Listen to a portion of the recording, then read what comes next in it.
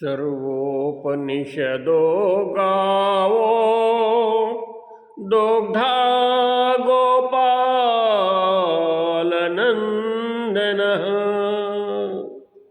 पार्थो वत्स सुधीर्भोक्ता दुग्धं गीतामृतं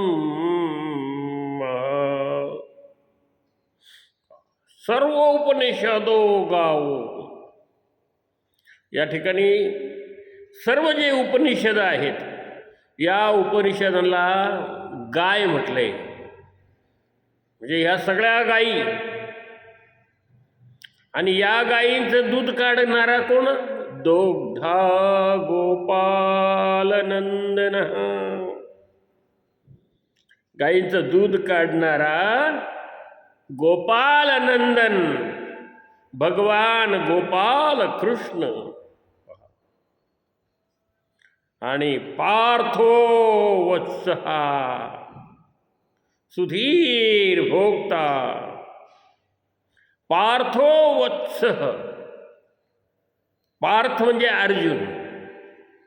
अर्जुन काय आहे तर ते दूध प्राशन करणारा पिणारा वासरू. वत्स म्हणजे वासरू. आणि या गायींचे दूध म्हणजे काय आहे?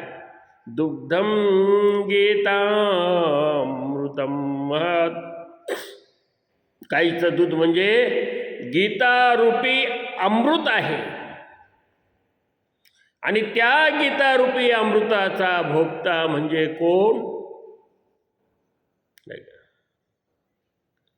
आता सुबुद्ध वाचक हेच त्याचं प्राशन करणारे, ऐकणारे हेच त्याचं प्राशन करणारे या ठिकाणी मांडले आहे.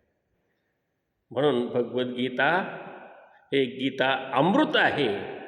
आणि हे अमृत भगवंतानी आपणा सर्वांना दिलेलं आहे अर्जुनाच्या निमित्ताने. निमित्त मात्र अर्जुन आहे. निमित्त मात्रम भवसव्यसाचिन. अर्जुन निमित्त मात्र आहे. आणि अर्जुनाला दिलेला जो उपदेश आहे तो आपणा सर्वांना आहे. आपलं जीवन सुखी समृद्ध जर बनवायचं असेल तर गीतेचा अभ्यास जीवनात या जन्मामध्ये तरी अत्यंत आवश्यक आहे.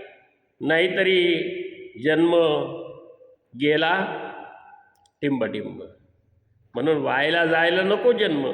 या जन्मात एकदा तरी गीता वाचली पाहिजे, एकदा तरी गीता ऐकली पाहिजे आणि पाठ केली तर पुनर्जन्म पुन्हा न भवेत. त्याला पुनर्जन्म नाही. तो भगवंताच्या गोलोकामध्ये स्थित होतो. विठाला विठाला विठाला विठाला विठाला. रामकृष्ण हरी.